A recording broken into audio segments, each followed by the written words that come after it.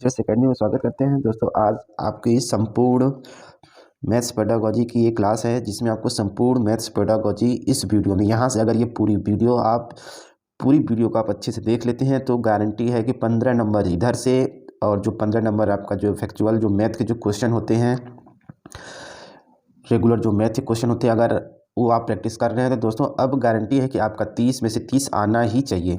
अगर आप ऐसा नहीं कर पाते हैं तो इसके जिम्मेदार आप स्वयं अपने आप को मान सकते हैं, क्योंकि दोस्तों मैं अपनी तरफ से पूरा मैंने प्रयास किया है, पूरा समझाने का प्रयास किया। अभी भी आप बहुत से लोगों का जो पेपर है अभी नहीं हुआ है, अभी वो उनका डेट आगे आएगा। ऐसा सुनने में आ रहा है कि फरवरी तक गया है, फरवरी फर्स्ट वीक तक गया है, तो जिनका लास्ट में उनको और समय है।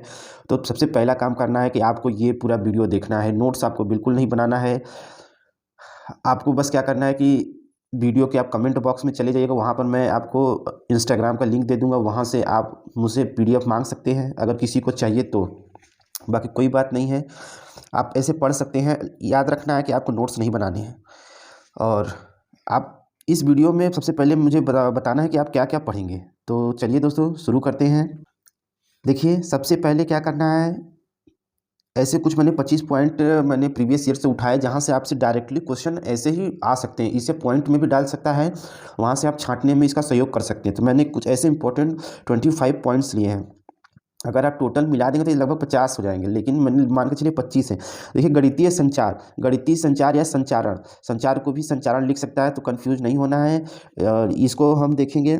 अच्छी पाठ्य पुस्तक की क्या विशेषता होती है, गणित में विकास की क्या क्या अवस्थाएं, कुछ 6 अवस्थाएं। देखिए आपको यह वीडियो क्यों ज़रूरी है और क्यों देखनी ही चाहिए, क्योंकि आप सोचेंगे मैंने तो पेडागोजी संपूर्ण पेडागोजी पढ़ ली है। देखिए आप कितना भी आप पढ़ लीजिए, अगर मैथ की पेडागोजी को अलग से नहीं करते हैं, मैथ के ओरिएंटेड, तो जरूर है कि अगर आप बहुत अच्छे मैथ में होंगे तो आप 25 नंबर पाएंगे, 25 से 27 नंबर आ सकते हैं, लेकिन वो 3 नंबर फिर भी आपका कटेगा। वो कहाँ कटता है? इन्हीं पेडागोजी में कटता है। और उन्हीं 3 नंबर को बढ़ाने के लिए आप मान लीजिए 25 ले आ रहे हैं, तो कम से कम आप मान के चलिए कि आप 28-29 ले आ सकते हैं। अगर आप अब तक 25 ले आ रहे हैं, जो समझिए 20 ले आ रहे हैं, वो मतलब मेरा भरसक प्रयास है कि आप मैक्सिमम मार्क्स गेन करें। उसमें ये नोट्स आपको जरूर सहयोग करेगा। तो आप देख के ही पता चल जाएगा दोस्तों। अब आप जब वीडियो शुरू करेंगे, जब आप इन टॉपिक्स पे जाएंगे, देखिए जिस क्रम में मैंने टॉपिक लिया उसी क्रम में वीडियो है। ऐसा नहीं कि आप भगा कर चले जाएंगे। देखिए सबको आपको एक तरफ से वीडियो को देखना है। देखिए मैंने एक भी पॉइंट आपसे नहीं मिस किया है। देखिए गणित में विकास की कुल अवस्थाएं होती है। अब तो विकास की आपने बहुत सारी अन्य में भी पढ़ी है, लेकिन उनसे बहुत ही ज़्यादा डिफरेंट है। इसलिए आपको किसी के झांसे में नहीं आना है कि संपूर्ण पेडागोजी की वीडियो देख लीजिए, आप कर लेंगे, पास हो जाएंगे। मैं ये नहीं कह रहा हूँ, आप जरूर पास हो जाएंगे, आप 95 भी ला देंगे, 100 भी ला देंगे और सब्जेक्ट आपके मजबूत होंगे। लेकिन आप ये क्यों मैथ से डर रहे हैं? मैथ में भी तो आने चाहिए। जब सब में आ रहे हैं तो मैथ में भी तो नंबर आने चाहिए। तो इसलिए मेरा प्रयास है। देखिए मैं अब तक सही बताऊं तो मैंने मैथ पर ही फोकस किया कि मैं चाहता हूं कि आप मैथ में पूरे नंबर लाएं। और जब आपका रिजल्ट आया तो दोस्तों आप ज़रूर हमारे नीचे कमेंट बॉक्स में, आप जहां भी चाहते हैं, इंस्टाग्राम पर आप ज़रूर मैसेज करें। और मोटिवेट हूं मैं। और दोस्तों इस वीडियो लिंक को दोस्तों को ज़रूर अपने दोस्तों को शेयर करें, क्योंकि यही नहीं, सीटेट नहीं, आगे आपको यूपी टेट और सुपर टेट जैसे एग्जामों की आपको फ्री में तैयारी कराई जाएगी। तो आपको जुड़े रहना है। अब बिल्कुल आपको बेसिक से पढ़ाया जाएगा कि कमज़ोर से कमज़ोर बच्चा भी। जैसे टाइप ऑफ एडिशन, देखिए अक्सर क्वेश्चन में आता है, ऑप्शन देता है समुच्चयन, संवर्धन, पुनरावृत्ति। तो ऐसे क्वेश्चन आते हैं तो आप समझ नहीं पाते हैं। तो आज इसमें आप समझ लेंगे ओपन इंडेड क्वेश्चन क्या होते हैं, क्लोज इंडेड क्वेश्चन क्या होते हैं, बाकायदा गणितीय टूल्स जो होते हैं, एबाकस होता है, ये सब जो बहुत सारे टूल्स होते हैं उनको देखेंगे। LCF 2005 को देखेंगे। एक दो क्वेश्चन तो दोस्तों आ सकता है। देखिए 5 है, 20 है, तो 20 तो ट्रेंडिंग में रहेगा। प्रॉपर्टी ऑफ एडिशन देखेंगे, प्रॉपर्टी ऑफ मल्टीप्लिकेशन। आप सोचेंगे कि NCF 2020 क्यों नहीं है, तो दोस्तों NCF 2020 आपको वो उसमें मात्र 2 से 10 मिनट का एक वीडियो होगा, उसको अलग से वीडियो में देख लेंगे, मैथ ओरिएंटेड। तो चलिए दोस्तों इसी के साथ अब अपनी वीडियो शुरू करते हैं। तो जो शुरू करने से पहले दोस्तों अगर आप चैनल पर नए हैं तो प्लीज़ चैनल को जरूर सब्सक्राइब करें, मोटिवेशन मिलेगा दोस्तों इससे। वीडियो को एक लाइक अभी कर दें। तो चलिए दोस्तों इसी के साथ शुरू करते हैं अपनी मोस्ट अवेटेड वीडियो, क्योंकि दोस्तों मैं भी इसका ही इंतजार कर रहा था। क्योंकि मैंने आपको शुरू से बोला है कि आपको 30 आउट ऑफ 30 लाने हैं, लेकिन इसके बिना आप नहीं ला सकते। आप बिना इसके ज्ञान के, हाँ आप 20 ला सकते हैं, 22 ला सकते हैं, हमें इतना तो ला ही सकते हैं। 15 क्वेश्चन उधर से आप कर लेंगे, 15 में से आप इधर से 5-7 क्वेश्चन तो कैसे भी सही कर जाएंगे। लेकिन दोस्तों पूरे के पूरे मार्क्स लाने हैं। तो चलिए दोस्तों इसी के साथ अपना हम मैथ्स पेडागोजी का जो स्पेशल टॉपिक है उसको देखते हैं, जो बेस्ड ऑन एग्जाम पैटर्न पर बनाया गया है। तो सबसे पहला क्या है, आपको एक ऐसे क्वेश्चन दे दिया जाएगा, पूछा जाएगा निम्नलिखित में से कौन सा कथन बच्चों के घटाव सीखने का बोध कराता है। तो इसमें से कौन सा कथन है, तो क्या करना है, आपको देखना है कि 5 और 5 है, लेकिन यहाँ पर बच्चे ने 6 कर दिया है, और 7 और 3 है तो बच्चे ने यहाँ पर 4 किया बिल। यानी कि इसका मतलब आपको प्रथम प्रथम प्रथम दृष्टि से आपको क्या लग रहा है कि यानी बच्चे को घटाना तो आता है, तभी बच्चे ने 7 में से 3 घटाया तो 4 लिखा है। आपको डायरेक्टली नहीं कर देना है कि बच्चे को घटाना नहीं आता, बच्चे को घटाना सिखाएंगे। देखिए, लेकिन उसने क्या किया है, 5 में से 5 को नहीं घटा पाया। इसका मतलब कि उसको क्या है, इस बच्चे को स्थानीय मान की क्या है, ज्ञान नहीं है। स्थानीय मान के जो अवधारणा है उसका उसे गलत ज्ञान है, इसलिए वह इस क्वेश्चन को गलत सॉल्व कर रहा है। तो आप इसमें क्या बताएंगे, अगर ऑप्शन देखेंगे तो इस प्रकार का जो बच्चा है 7 में से 3 को अगर 4 को सही कर रहा है, तो लेकिन इसका है कि इसको जोड़ घटाना जो भी है क्वेश्चन वहाँ जोड़ भी दे सकता है, तो उसको यह आता है।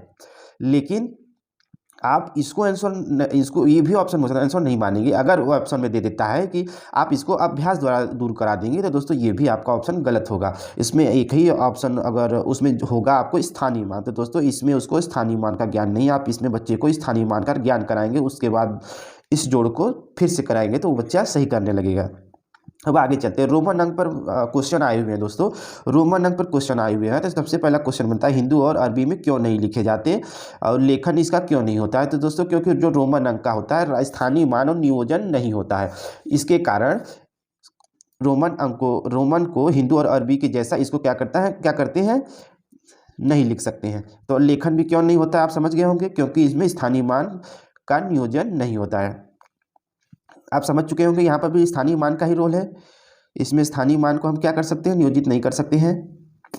चलिए, एक कोई टीचर है बच्चों के परिवेश से जुड़ी वस्तु का गुणों को समझा रहा है। यानी कि कोई एक टीचर है बच्चों को उनके परिवेश से जुड़ी किसी की वस्तु के बारे में क्या कर रहा है, उसको नॉलेज दे रहा है। तो टीचर क्या कर रहा है, तो दोस्तों अगर कोई भी आप भी अगर आप टीचर बनेंगे, आप बच्चों के परिवेश से ही एग्जाम्पल देना पड़ेगा, एनसीईआरटी भी बताता है। तो जब आप इस प्रकार का प्रयोजन करते हैं तो आप अनौपचारिक रूप से उसके बारे में बताने का प्रयास कर रहे हैं। तो यानी कि किसी भी चीज़ के उससे परिवेश से जुड़ी चीज़ों के बारे में बता रहे हैं, यानी कि उसने कभी ना कभी उसको देखा है, इसलिए वह जल्दी उस चीज़ को ग्रहण करेगा। तो इस प्रकार के जब आप स्टडी कराते हैं तो क्या होता है, यह अनौपचारिक रूप से उस चीज़ को आप सिखा रहे हैं। साथ ही इसमें निरीक्षण का अवसर भी दे रहा है, यानी कि जब उस चीज़ के बारे में आप बता देंगे तो बच्चा उसका क्या करेगा, निरीक्षण करेगा। यानी कि औपचारिक और निरीक्षण का ज्ञान इसमें आएगा। चलिए, पॉइंट नंबर 4, एंगल कोण का प्राथमिक स्तर से संबंध नहीं होता। तो जी हाँ, एंगल अगर आपको आता है और प्राथमिक बच्चे को आप मैथ सिखा रहे हैं तो उसमें ऑप्शन में एंगल होगा तो ये निगेटिव हो जाएगा, तो आप उसको क्या करेंगे, गलत कर देंगे। हाँ, एंगल जब होगा जूनियर के जब आप सेकेंड पेपर देंगे तो हाँ उसमें ये देखने को मिलता है। पॉइंट नंबर 5, प्राथमिक स्तर पर बच्चे अगर 9 से 11 साल के हैं तो वो किस में निपुण होते हैं। तो दोस्तों ऐसे बच्चे पंक्तिबद्ध में किसी चीज़ को अलग अलग पंक्ति में क्या करते हैं, उसको फिट कर सकते हैं। वर्गीकरण उनका अब किसी भी चीज़ है तो उनका, जैसे कि मान लीजिए एक स्कूल में कक्षा है तो क्या करेंगे, सभी बच्चों के पास सभी सब्जेक्ट की बुक है, तो क्या करेंगे, मैथ का अलग, इंग्लिश का अलग, इस प्रकार से मतलब किसी भी वस्तु का वो वर्गीकरण करना सीख चुके होते हैं। प्रतिवर्तिता ये बहुत ही इंपॉर्टेंट है, सेम ऐसे ही पूछ लिए जाते हैं। इसका इंग्लिश जो है इरिवर्सिबिलिटी होता है, यानी कि किसी भी संख्या में कोई अंक जोड़ने के बाद जो अंक आता है उसमें से एक घटा देना, तो यानी कि वही अंक दोबारा आ जाएगा। मैंने 2 में 1 जोड़ा था, फिर उस अंक में से जो प्राप्त हुआ उसमें से फिर मैंने 1 घटा दिया, तो क्या प्राप्त हुआ, प्रतिवर्त, यानी कि उसी का जो उल्टा फिर से प्राप्त हो गया। ये हो गया आपका प्रतिवर्तिता। तो देखिए प्राथमिक स्तर बच्चे इनमें क्या होते हैं, निपुण हो जाते हैं। अब अगर आपको पेपर में ऐसे ही क्वेश्चन आया था कि आधे की संकल्पना आप समझा रहे हैं, तो आप किस प्रकार से उसको आधे की संकल्पना समझाएंगे। तो सबसे पहले क्या करेंगे, आप एक मूर्त वस्तु लेंगे जो आधा होगा, फिर क्या करेंगे, अब चित्र के माध्यम से उसको आधा प्रदर्शित करेंगे, फिर बच्चे को कहानी या शब्दों में बताएंगे उसके बारे में, यानी जो चीज़ आपने चित्र के माध्यम से प्रदर्शित की है उसके बारे में, उसकी प्रॉपर्टीज़ को, गुण को समझाएंगे। उसको जब भी समझ लेता है तो क्या होता है, 1/2 यानी आधा का चिन्ह बच्चा लिख देगा, यानी कि अब उसे संकल्पना हो चुकी है। यानी सबसे पहले आप कोई मूर्त वस्तु लेंगे, एक मूर्त यानी क्या होती है, दिखाई देने वाली कोई वस्तु लेंगे अपने हाथ में, फिर उसको चित्र से आधा प्रदर्शित करेंगे, फिर क्या करेंगे, उसको आधा प्रदर्शित करेंगे, फिर उसके गुणों को बताएंगे कि उसे क्या क्या गुण होते हैं, फिर बच्चा उसके बारे में समझ जाएगा। तो ऐसे ये आधे की संकल्पना थी। क्वेश्चन अगर आ जाता है गणित की पहेलियाँ बच्चों के लिए कितनी ज़रूरी है, और गणित की पहेलियाँ अगर कोई टीचर गणित की पहेली के रूप में गणित को पढ़ा रहा है तो वह किस प्रकार से क्या कर रहा है, मतलब बच्चों में कैसी शिक्षा दे रहा है। देखिए, बच्चों में अगर कोई टीचर इस प्रकार से पहेलियों के माध्यम से गणित को पढ़ाता है तो बच्चों में गणितीय कौशल का विकास कर रहा है। बच्चों में गणित के प्रति इससे क्या होगा, प्यार बढ़ेगा। बच्चों में इससे मनोरंजन की भावना भी पैदा होगी, तर्क एवं चिंतन का विकास होगा, समस्या सुलझाने वाले कौशल का विकास होगा। दोस्तों, ये मोस्ट इंपॉर्टेंट पॉइंट्स है, आपको पता होनी चाहिए। जैसे मापन की अवधारणा, आपको इस प्रकार से क्रम में रखने के लिए पूछ दे रहा है, किसी भी चीज़ का आपको मापन करना है तो उसके लिए आप कौन कौन सी अवधारणाएं अपनाएंगे। सबसे पहले सरल अवलोकन द्वारा वस्तु का सत्यापन करेंगे। कोई एक वस्तु है जिसका तो आप मापन करेंगे तो क्या करेंगे, वस्तु का सरल अवलोकन करेंगे, सिंपल क्या करेंगे, अवलोकन करेंगे। फिर मापन के लिए अमानक इकाई लेंगे, जैसे कि आप हाथ से ही किसी भी अमानक चीज़ से, जिसका मानक नहीं है, उससे उस वस्तु का मापन करेंगे। फिर मापन के लिए मानक इकाई का प्रयोग करेंगे। जैसे मानक इकाई क्या होगी, इंची टेप ले सकते हैं, आप अपना स्केल ले सकते हैं। जिस छोटे छोटे बच्चों की बात है, बच्चे क्या करेंगे, स्केल लेकर उसको मापेंगे। फिर मीटर इकाइयों के बीच संबंध स्थापित करने लगे, यानी कि फिर जो एक अवधारणात्मक जो आपको मापन की जो क्या बोलते हैं उसको ब्लॉक होंगे, उसमें जो भी लिखा होगा उसमें क्या करेगा, उसको उसमें मिलाएगा, यानी कि जो फिक्स चीज़ें लिखी होती हैं उससे क्या करेगा, कंपेयर करेगा। तो ये होता है आपके मापन की अवधारणा, यानी कि एक यहाँ पर मापन की माप की चीज़ लिखी हुई है यहाँ पर कि 1 मीटर बराबर 100 सेंटीमीटर ऐसे करके लिखा हुआ है, उसमें ये चौथे स्टेप में क्या करेगा, उसको इसमें कंपेयर करेगा, यानी संबंध स्थापित करेगा। तो इस माध्यम से आप मापन की अवधारणा सीख चुके हैं। देखिए, अच्छा गणितज्ञ होने के लिए क्या चाहिए, बच्चे को अच्छा गणितज्ञ होने के लिए क्या चाहिए, तो देखिए कॉन्सेप्ट की पकड़ होनी चाहिए, कॉन्सेप्ट को लागू करने की समझ होनी चाहिए, सवालों से कॉन्सेप्ट के बीच संबंध की समझ होनी चाहिए।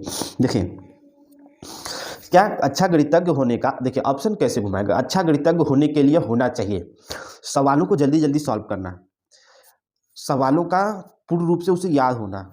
तो ये जो इस प्रकार से, जैसे ये है, देखिए तकनीकी में मैंने लिखा हुआ है, मैं ध्यान नहीं दे रहा हूँ। देखिए, तकनीकी में निपुणता, अगर किसी को तकनीक में वह निपुण है, वह जल्दी जल्दी उसको, यानी उस तकनीक के माध्यम से कर लेता है, उसे पूरे के पूरे सूत्र याद हैं, जल्दी जल्दी सवालों को हल करना। अगर ये चीज़ें होती हैं तो ये अच्छा गणितज्ञ होने के पॉजिटिव चीज़ें नहीं है, निगेटिव चीज़ें। यानी यहाँ अगर आपको देखने को मिलता है तो आप तुरंत उसको गलत करेंगे।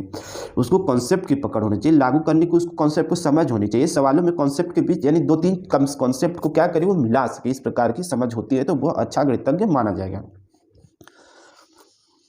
जोड़ घटाना सिखाने के लिए सर्वाधिक उपयुक्त क्या है, तो दोस्तों इस प्रकार से जोड़ घटाने को शाब्दिक प्रश्नों द्वारा प्रस्तुत किया जाता है। जैसे कि आपको किसी के बारे में जोड़ घटाना सिखाना है तो आप पहले क्या करेंगे, शाब्दिक रूप से, जैसे कि आप समझाएंगे बच्चे को कि बेटा तुम्हारे पास 5 चॉकलेट हैं, आपकी मम्मा ने आपको 5 चॉकलेट दिया और आपके डैडी ने 2 और दे दिए, तो आपके पास कितने चॉकलेट हो गए। इस प्रकार से अगर अवधारणा को क्या करेंगे, आप समझाएंगे, प्रस्तुत करेंगे।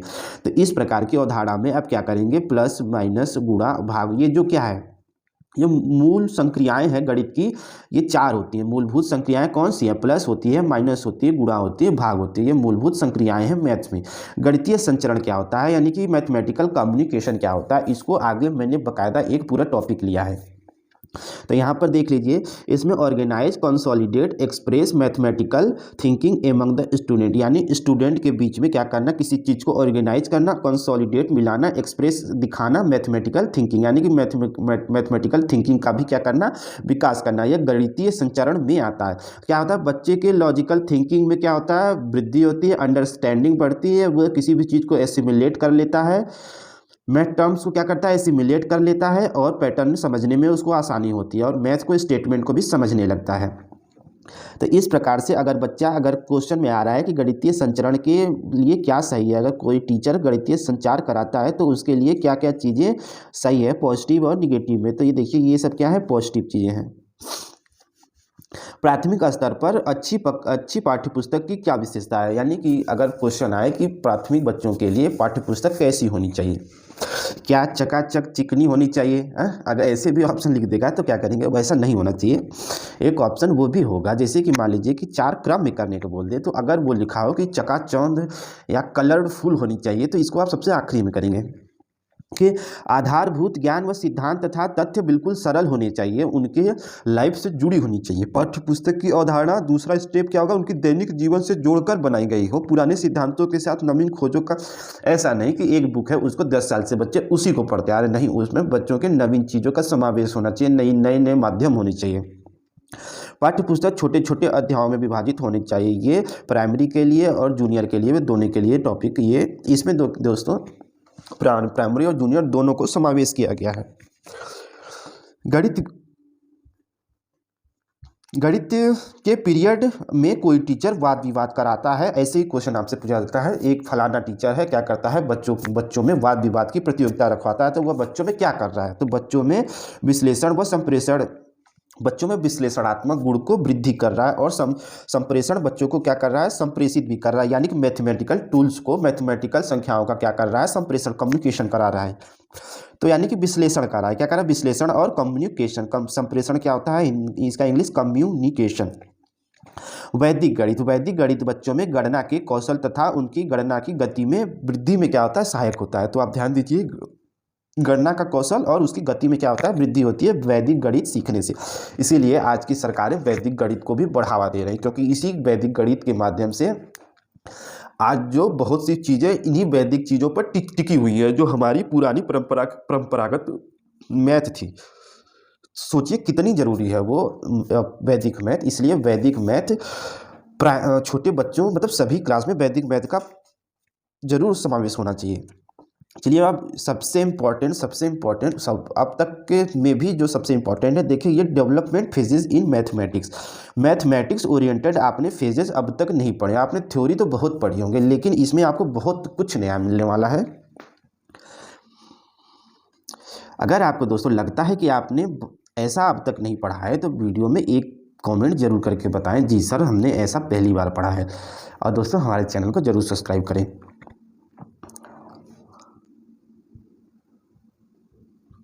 चलिए दोस्तों, सबसे पहली अवस्था है आरंभिक अवस्था, जो 0 से 3 साल की जो अवस्था होती है, इसमें क्या होता है, बालक बोले गए शब्दों को पहचानता है, दोहराता है। यानी कि आपके घर में, जैसे आप कोई भी एग्जाम्पल अपने घर के आसपास के बच्चों को लेंगे, इसमें आपके द्वारा कही गई बातों को बच्चा पहचानने लगता है और साथ ही साथ दोहराने लगता है। जैसे आप बोलेंगे मम्मा, तो वो क्या होता है, बार बार लोग मम्मा ही बोलने को बोलते हैं, तो वो उसी बात को दोहराता है। जैसे कि पानी को पापा बोलेगा, जैसे कि पानी माँ बोलेगा, मतलब पानी को मम बोल देगा। कुछ भी ऐसी चीज़ें जो अक्सर क्या होता है, सुन के दोहराने लगता है। जैसे आप बच्चे कभी कभी क्या होता है, लोग हट, चल, इधर उधर कैसी चीज़ें बोल देते हैं, उसी चीज़ को क्या करना है, दोहराने लगता है। तो अगर क्वेश्चन आ जाए तो इस प्रकार से बच्चा करता है, तो वह किस अवस्था में है, तो वह आरंभिक अवस्था में, डेवलपमेंट फेज की आरंभिक अवस्था में। समूह को बताने के लिए संख्या का प्रयोग करने लगता है, छोटे मोटे समूह को बताने के लिए वो संख्याओं का प्रयोग करने लगता है, आरंभिक अवस्था में आता है। छोटे समूह की तुलना करने के लिए बड़ा, छोटा या समान जैसे शब्दों का प्रयोग करना शुरू कर देता है। यानी कि 1, 2 पेंसिल, 4 पेंसिल के चीज़ों को बताने के लिए क्या करता है, वह बड़ा है ये छोटा है, यहाँ पर इस अवस्था में वह बताने लगता है। बालक संख्याओं को बोले हुए और लिए हुए शब्दों को अलग कर सकता है। यानी कि अगर संख्या को बालक क्या करता है, इसमें अलग कर सकता है। संख्याओं को बोला हुआ जो संख्याएं होती हैं और उनके शब्दों में जो बोले गए उनको आपस में डिफरेंशिएट कर सकता है। देखिए नोट देख लीजिए, सबसे इंपॉर्टेंट नोट है आपका, संख्या शब्दों का प्रयोग करना इसमें सीख जाता है। संख्या शब्दों का प्रयोग करना क्या होता है, इसमें सीख जाता है। किसमें, आरंभिक अवस्था में। चलिए दूसरा क्या है, मिलान अवस्था। अगर दोस्तों आपको समझ में कुछ नहीं आता है तो प्लीज़ आप नीचे जरूर कमेंट करिएगा, वैसे मैं पूरा प्रयास करूंगा कि आपको दोबारा समझना ना पड़े। मिलान अवस्था यानी मैचिंग फेज, 3 से 5 साल की अवस्था गणित में मिलान अवस्था कहलाती है। बालक समूह को दर्शाने के लिए सही संख्या का प्रयोग यानी एक्चुअल क्वांटिटी जो होगी वह इस अवस्था में करने लगता है। यानी कि अब तक क्या था, 5 था तो उसको 4 बताया, 1 बताया, कुछ भी किया, लेकिन इसमें एक्चुअल जो क्वांटिटी होगी वही बताएगा कि हाँ ये 5 है। आप ऐसे उंगली रख देंगे, पूछेंगे बेटा ये कितनी उंगलियां हैं, तो वो बताएगा कि ये 5 उंगली है। तो इस प्रकार से क्या करना है, समूह में उसको बताने लगता है। बच्चा बता सकता है कि कौन बड़ा है कौन छोटा है। वहां पर बच्चा बता सकता था, लेकिन वह गलत बताता, सही बताता, इसकी गारंटी नहीं होती। लेकिन इस फेज में बच्चा बता सकता है, और इस फेज में बच्चे में आपको कि छोटा कौन है, किसमें बड़ा है, किसमें ज़्यादा, इस अवस्था में वो बता देता है। चलिए इस अवस्था में अगर आप इस प्रकार के प्रश्न पूछते हैं कि कितने बचे, उसमें से 3 2, यानी कि अगर आप पूछते हैं तो कितने हैं, तो अगर एक टोकरी है उसमें कुछ आपने फल रखे हुए, तो आप पूछेंगे इसमें कितने फल है, तो इसका वह उत्तर दे देगा। अगर आप टोकरी में फल रखे हुए उसमें से आप कुछ निकाल लेते हैं, बच्चे से पूछते हैं अभी इसमें कितने बचे, तो इसका भी वह इस अवस्था में उत्तर दे देगा। उसमें से मुझे 3 दो, तो यानी कि उसको 3 निकालना है। तो वह इस अवस्था में आरंभिक अवस्था के बाद यानी मिलान अवस्था में वह इस प्रकार के क्वेश्चनों का आंसर देने लगता है, यानी कि बच्चा गिनना इसमें पूरी तरीके से सही तरीके से सीख जाता है। परिमाणात्मक अवस्था यानी क्वांटिफाइंग फेज 5 से 6 साल की अवस्था को बोलते हैं। जैसे कि यानी कि इसमें क्या होता है, जैसे 5 और 6 का योग क्या है 11, हमें क्या करना है कि दोनों अवस्था को क्या करना है सेम करना है। तो जैसे कि इसमें क्या जोड़ें कि 11, जैसे इसमें 6 और 5 में मैंने जोड़ा 11, अब 11 में ऐसा क्या जोड़े घटाए कि हमें वही संख्या प्राप्त हो। तो इस प्रकार की चीज़ों को क्या बोलते हैं, परिमाणात्मक अवस्था। बालक किसी भी समस्या को हल करने के लिए वह तुरंत गिनने लगता है। इस अवस्था में क्या होता है, जब पूछेंगे आप जैसे किसी भी चीज़ को आप पूछेंगे तो इसमें कुछ भी चीज़ हो तुरंत वह उंगलियों पर क्या करना है गिनने लगता है। भले वह काउंटेबल हो, उसे उसके लिए वो काउंटेबल हो, भले 2 हो 4 हो 6 हो, लेकिन वह तुरंत अपने क्या करता है उसे लेकर, जैसे 4 चॉकलेट तो चारों चॉकलेट को लेकर क्या करेगा 1 2 3 4। अगर 4 चॉकलेट आपने रखा है ऐसे, उसे उसके हाथ में 5 चॉकलेट है, तो पूछेगा कितने चॉकलेट तुम्हारे पास, तो ऐसे गिनेगा 1 2 3 4 5। इस प्रकार की अवस्था में कोई बच्चा है तो वह क्वांटिफाइंग फेज में यानी परिमाणात्मक अवस्था में, इसमें वह यस और नो की अवस्था होती है, यानी किसी का जवाब यस या नो में दे सकता है। तुम्हारे पास जैसे आप क्वेश्चन पूछते हैं कि बेटा क्या तुमने खाना खा लिया, तो हाँ या ना में वह जवाब देता है। अगर इस प्रकार के जवाब देता है तो वह परिमाणात्मक अवस्था में है। बालक भौतिक वस्तुओं या चाक्षुषीकरण का प्रयोग जोड़ घटाने में करता है, यानी कि जैसे कोई भी भौतिक चीज़ ले लीजिए, यानी भौतिक चीज़ कोई भी वस्तु, जैसे कि आपने उसको 4 पेन 8 पेन 10 पेन दे दिया, तो उसको क्या करता है जोड़ घटाने में यूज कर देता है। जैसे 5 बुक 7 बुक, ये क्या है भौतिक अवस्था। अगर आप पूछते हैं डायरेक्ट इसको वर्बल, ये लिखने का मतलब ये वर्बली बोला जा रहा है, इसमें क्या करना जाएगा, इसमें वो चीज़ होंगी यानी कि वो विजुलाइज्ड चीज़ होंगी, यानी कि उसके पास 10 किताब होगी, उसके इसके पहले मैंने क्या लिखा 5 बुक 7 बुक, ये वर्बल चीज़ है। अगर आपके पास दोस्त आप बच्चे से पूछते हैं बेटा आपके पास मम्मा ने आपको 5 बुक दिए और आपके डैडी ने आपको 7 बुक दिए, तो आपके पास कितनी बुक्स, इस प्रकार के क्वेश्चन वो पहले सीख चुका है। लेकिन जो इस अवस्था में वह फिजिकली चीज़ को क्या करता है जोड़ने घटाने लगता है। चलिए अब आगे चलते हैं। योग की पुनरावृत्ति इस क्वांटिफाइंग फेज में आती है, यानी किसी भी चीज़ की पुनरावृत्ति, यानी कि एक में एक जोड़ेंगे तो 2 2 के में क्या अगला क्या आएगा 3 3 के बाद 4 4 के बाद 5। इस प्रकार की जो पुनरावृत्ति का गुण होता है वो क्वांटिफाइंग फेज में आता है।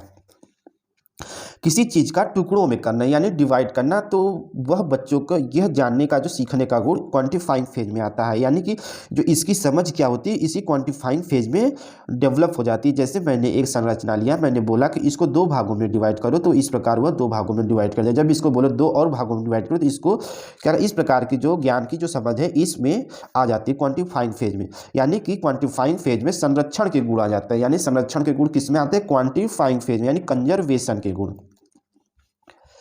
विभाजनात्मक अवस्था यानी पार्टीशनिंग फेज, यानी 6 से 9 साल तक की अवस्था यानी विभाजनात्मक अवस्था बोलते हैं। इसमें बिना भौतिक वस्तुओं की सहायता से गणना शुरू करता है, यानी कि ऊपर मैंने बताया कि वो उसके पास क्या होनी चाहिए, जैसे कि उसके पास उसकी मम्मा ने उसको 5 बुक या 5 चॉकलेट दिए, उसके डैडी ने उसको भी 5 चॉकलेट दिए, तब वह उस चॉकलेट को लेकर गिनने लगता था। लेकिन इसमें क्या होगा ओरली क्या करेगा, ओरली उसके अगर आप पूछेंगे बेटा आपकी मम्मा ने आपको 10 चॉकलेट दिया और आपके डैडी ने आपको 5 चॉकलेट दिया, आपके पास कितने चॉकलेट हुए थे, तुरंत वो आंसर दे देगा कि सर इसमें 15 चॉकलेट हुए थे। इस प्रकार के यानी कि बिना भौतिक चीज़ें, यानी कि उसके हाथ में कुछ नहीं है, आपने कुछ नहीं दिया लेकिन फिर भी उससे पूछा तो वह इसका जवाब देने लगता है, वो विभाजनात्मक अवस्था होती है। कौन सी अवस्था होती है, विभाजनात्मक अवस्था होती है। जैसे कि इस अवस्था में विभाजनात्मक अवस्था में किसी भी संख्या के कितने युग्म जोड़ हो सकते हैं, इसका ज्ञान अगर आपसे पूछे किस अवस्था में होता है तो इसी पार्टीशनिंग फेज में होते हैं, यानी विभाजनात्मक अवस्था में होती है। जैसे कि आप लीजिए 28 कितने जोड़ होंगे, देखिए 12 + 16 20 + 8 22 + 6 21 + 7, ऐसे क्या करना है, ऐसे बहुत सारे सवालों के जवाब देने का जो बच्चा सक्षम हो जाता है इस फेज में होता है। ठीक है,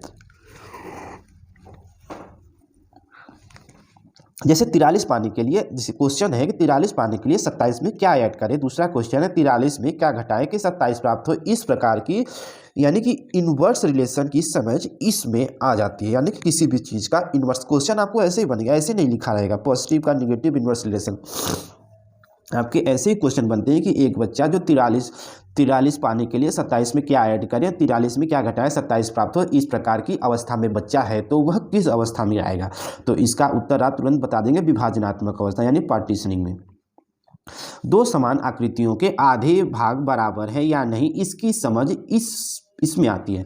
यानी कि आप किसी चीज़ को दो भागों में डिवाइड कर देते हैं तो वो बताएगा कि हाँ ये आधा हुआ कि नहीं हुआ। इसके पहले वाले फेज में आपने वह उसको डिवाइड करना सीख गया था, वह बराबर है या नहीं है इसकी उसमें गारंटी नहीं होती थी। लेकिन अगर आप इसमें पूछेंगे यह बराबर है या नहीं, इसलिए देखिए छोटी छोटी चीज़ें हैं जो छोटी चीज़ें आपको गलत कर देते हैं। अगर आपको दोस्तों 25 नंबर आ रहे हैं, अगर आप 5 क्वेश्चन गलत हो रहे हैं तो वो गलत होने का कारण यही सब है, इनका ज्ञान ना होना। और पूरे यूट्यूब में थ्योरी भर भर के लोग पढ़ा रहे हैं कि मैराथन क्लास ले लो। मैराथन क्लास दोस्तों, उस मैराथन क्लास से आप बस पास और मतलब पास तो हो सकते हैं, अच्छे नंबर भी ला सकते हैं, लेकिन आप मैथ में अगर पूरे नंबर लाना चाहते हैं तो उन मैराथन क्लास से आप नहीं ला सकते। हाँ ला सकते हैं, 25 नंबर तक ला सकते हैं, 22 नंबर तक ला सकते हैं, लेकिन आप पूरे नंबर नहीं ला सकते हैं। उसके लिए इन छोटे छोटे टर्मों की समझ होनी चाहिए। चलिए दोस्तों देखते हैं अगला, गुणनखंडीय उपादान अवस्था यानी 9 से 11 साल की अवस्था। बालक 10 के समूह यानी कि जैसे कि 10 के समूह, 100 के समूह के संबंधों की समझ इन गुणनखंडीय फेज यानी उपादान अवस्था में होती है। यानी कि जैसे 90 में 10 के कितने समूह होंगे, तो बच्चा क्या हो जाएगा, इसको समझ होगी कि 10-10 करके वह इसको क्या कर लेगा, डिवाइड कर देगा, गुणनखंड कर देगा। तो यानी इसकी समझ गुणनखंडीय फेज यानी 9 से 11 साल की अवस्था में हो जाती है। स्थानीय मान की संकल्पना की समझ इस अवस्था में हो जाती है, यानी प्लेस वैल्यू की समझ इस अवस्था में यानी 9 से 11 साल की यानी गुणनखंडीय उपादान अवस्था में हो जाती है। बालक योग की पुनरावृत्ति तथा समान छोटी छोटी संख्याओं में बांटने की संकल्पना पूरी तरीके से क्या करते हैं, इसमें समझ लेते हैं। अब योग की पुनरावृत्ति आप समझ चुके होंगे, जैसे कि बड़े जैसे 50 में एक जोड़े तो क्या आ जाएगा 51, अब फिर 51 के बाद क्या आ जाएगा 52, तथा छोटी छोटी संख्याओं को बांटने की संकल्पना आ जाती है। यानी कि मैंने 10 को बोला तो वो इनको आपस में क्या करेगा, बांटना शुरू कर देगा। यानी कि इनको मैं बोलूँगा 10 चॉकलेट है, इन चॉकलेट को अलग अलग तरीके से बांटो। तो इस प्रकार के गुण इस गुणनखंडीय उपादान अवस्था में आते हैं। गुणनखंडों के कई तरीके की समझ जो होती है इस अवस्था में आती है। जैसे गुणनखंड होते हैं 50 गुणे 2 करेंगे, 25 गुणे 4 करेंगे, 5 गुणे 5 गुणे 4, यानी इस प्रकार के कई तरीके से गुणनखंड करने की समझ इस गुणनखंडीय अवस्था में होती है। अगला देख लेते हैं, जैसे 15 में से 15 को 5 से भाग देना या बराबर 15 गुणे 1/5 से गुणा करना, दोनों स्थितियां समान है या नहीं, इस प्रकार की समझ इसमें होती है। अंश हर की तुलना करने की समझ इस अवस्था में होती है। देखिए आपने ऐसे अब तक नहीं पढ़ा होगा दोस्तों, मैंने आपको एक एक पॉइंट मैंने पूरा विस्तार से समझा रहा हूँ। ऐसे ही पूरे पॉइंट आपको हूबहू ऑप्शन में देखने को मिलेंगे, तो आप तो दोस्तों यह वीडियो आपको याद आएगा। चलिए दोस्तों आगे चलते हैं। एक चीज़ इसमें समझाना छोड़ दिया, जैसे कि अंश और हर की तुलना की समझ होती है। यानी कि अंश और हर में तुलना, यानी कि देखिए इसमें अंश क्या है, डिफरेंट है, इसमें क्या है, इसमें हर क्या है, सेम है। इसमें अंश सेम है लेकिन हर डिफरेंट है, तो उसकी तुलना करना इस अवस्था में सीखता है कि कौन सा अंश कब बड़ा, कौन सा अंश कब छोटा होता है। जैसे कि ऊपर के जो अंश हैं, जो ऊपर के जो अंश क्या है, बराबर हैं, तो जो छोटी, जो हर में जो सबसे छोटी वाली अवस्था होती है वह क्या होती है, बड़ी होती है। यानी ऊपर के अंश क्या है, बराबर हैं, तो नीचे जो सबसे छोटी संख्या होगी वही सबसे बड़ा अंश हर होगा, सबसे बड़ी संख्या होगी। और जिसमें हर समान होते हैं, क्या होते हैं, जिसमें हर समान होते हैं, जिसका हर समान होता है, जिसका अंश बड़ा वही सबसे बड़ी संख्या होती है। इस प्रकार की समझ क्या होती है, इसमें आ जाती है। अगला और आखिरी संख्यानात्मक फेज देख लेते हैं, संक्रियात्मक अवस्था। इससे आपको क्वेश्चन कई बार पूछे गए। इसका क्या होता है, ऑपरेटिंग स्टेज। 11 से 13 साल की अवस्था। भिन्न और दशमलव भिन्नों दोनों संख्या रेखा पर दर्शाना सीख जाते हैं। इस प्रकार से संख्या रेखा होती है, इस पर भिन्न और दशमलव को क्या करते हैं, इस पर बनाना सीख चुके होते हैं। बालक दशमलव संख्याओं की भी स्थानीय मान, अब तक क्या होता था, वो स्थानीय मान तो सीख चुका है पहले, लेकिन अब दशमलव की स्थानीय मान कैसे, जैसे 4.32 लिया है, दशमलव से जो अंक जितना दूर होगा उतने से उसको क्या करते हैं, डिवाइड करते हैं। जैसे 2 दशमलव से 2 स्थान दूर है, दूसरे स्थान पे है, तो 2 जीरो लगाएंगे, यानी इसकी समझ हो जाती है इसमें। गणना को सरल करने के लिए भिन्न भिन्न को मानसिक रूप से तोड़ सकता है, यानी कि 1/4 प्लस 1/2, यानी इसको सरल करने के लिए कि 1/2 को भी 1/4 में तोड़ देते हैं। तो इस प्रकार की समझ क्या होती है, इस अवस्था में आ जाती है। किसी संख्या का 3 गुना किसी संख्या से किसी संख्या का 3 गुना किसी भी संख्या का 1/3। तो इस प्रकार के संख्याओं की समझ उसे इसमें इस वाले में यानी कि संक्रियात्मक अवस्था में आती है। पूर्ण संख्या व दशमलव पर, यानी कि संख्या दशमलव का पूर्ण संख्या का तो जोड़ होता ही है, लेकिन दशमलव का जोड़, दशमलव का घटाना, दशमलव का गुणा, दशमलव का भाग, इस वाले अवस्था में आ जाती है, संक्रियात्मक अवस्था में। दोस्तों मैंने एक पॉइंट आपको विस्तार से समझाया। दोस्तों अगर आपको यह वीडियो समझ में आ रहा है तो वीडियो को अगर आपने लाइक नहीं किया तो लाइक कर दें। अगर चैनल पर आप नए हैं दोस्तों चैनल को जरूर सब्सक्राइब करें दोस्तों। इससे दोस्तों हमें कुछ और नई मोटिवेशन मिलता है, जिससे आप लोग के लिए और अच्छी से अच्छी वीडियो और मेहनत किया जा सके। तो एक वीडियो बनाने के पीछे बहुत सारी मेहनत होती है दोस्तों। सुबह में 3 बजे से केवल आपके इसी को बनाने के लिए कर रहा था, केवल आज ही नहीं, मतलब आज 3 बजे मैं उठा था, लेकिन इसके पहले से भी बना रहा था। प्रयास मैं बहुत दिनों से कर रहा था, लेकिन समय नहीं मिल रहा था। आप लोग के लिए एक खुशखबरी है कि इस चैनल पर यूपी टेट की संपूर्ण क्लासेस आपको फ्री में मिलेंगी, तो इसलिए भी आपको सब्सक्राइब करना चाहिए। साथ ही साथ सुपर टेट की भी आपको कोचिंग बिल्कुल फ्री में दी जाएगी। कम्युनिकेशन देख लेते हैं, यानी गणितीय संचार को देख लेते हैं। गणितीय संचार में दोस्तों क्या होता है, इसमें हम जो भी गणित के जो टर्म होते हैं, जैसे जोड़, घटाना, गुणा, भाग और जो भी पैटर्न बनते हैं, उनको हम क्या करते हैं, इसमें स्टडी करते हैं, जिसमें आपको एडिशन और सब्सट्रैक्शन, मल्टीप्लिकेशन, डिवीज़न, ये मोस्ट ऑफ देखना है। और जिसमें से आपको टाइप्स जो होते हैं एडिशन और मल्टीप्लिकेशन के होते हैं, जो लगभग दोनों के सेम होते हैं। तो चलिए शुरू करते हैं। एग्रीगेशन, ये हमेशा आपको टर्म देखने को मिलता है। डायरेक्ट आपको यह एग्रीगेशन नहीं रहेगा, ऑप्शन में दिया रहेगा, लेकिन क्वेश्चन के रूप में बनाया जाता है। जैसे कैसे बनाया जाता है, जैसे इसको पहले देखिए एग्रीगेशन होता क्या है। जब हम 2 या 2 से अधिक संख्या को जोड़कर एक नया संख्या बनाते हैं तो उस संख्या जो बनता है उसको समुच्चयन बोलते हैं। क्या बोलते हैं, एग्रीगेशन। जैसे कि 4 और 5 को जोड़कर हमने क्या बनाया, 9। 10 और 25 को हमने जोड़कर क्या बनाया, 35। 1 और 7 और 9 को जोड़कर मैंने क्या बनाया, 17। तो ये क्या हो रहा है, कई संख्याओं के योग से मिलकर एक जो नया संख्या बनना है उससे बड़ा बनेगा, वो क्या होगा, समुच्चयन। अब जस्ट अगला देख लीजिए, इसी का जस्ट इसके साथ जुड़ा हुआ है संवर्धन। एक इसके पहले आपको 21 में क्वेश्चन इस पर आया है, 21 में भी आया है, 20 में भी आया है। तो क्या आया था, ऑगमेंटेशन और ऑगमेंटेशन पर आया था।